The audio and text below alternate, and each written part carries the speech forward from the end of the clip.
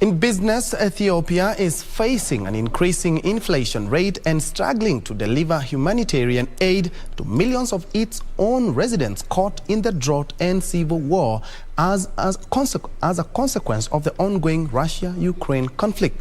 Food and oil prices have gone up in the country, making citizens dig deeper into their pockets. Here are the details of this and much more from across Africa.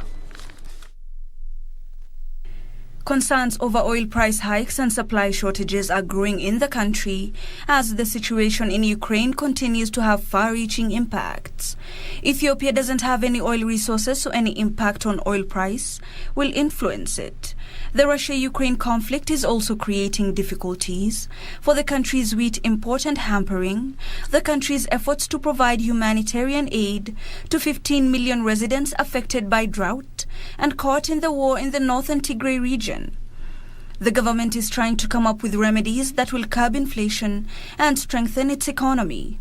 Meanwhile, Airtel Nigeria has announced the introduction of a new value offering that will afford customers the opportunity to roam their lines in over 100 international destinations, including Ghana, the United Kingdom, Canada, United States of America, Kenya, and the United Arab Emirates.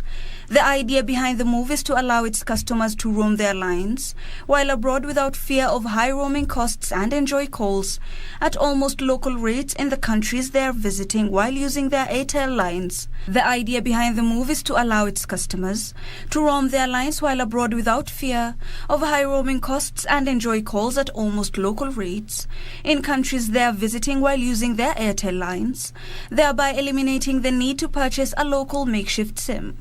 The plan is available to both prepaid and postpaid customers, and no opt-in code is required to activate the offer. Finally, South Africa's aviation regulator has indefinitely grounded a fleet owned by Comair, a British Airways franchise, following a series of safety incidents. This comes a day after the airline was suspended, after it failed to convince the South African Civil Aviation Authority that it had adequately addressed the safety issues because the plane made an emergency landing just a few minutes after taking off, with dramatic videos on social media showing scared passengers crying and praying loudly on board. Comair operates regional and local flights in South Africa for British Airways and budget airline Kulula, though it is unclear when it will resume flying.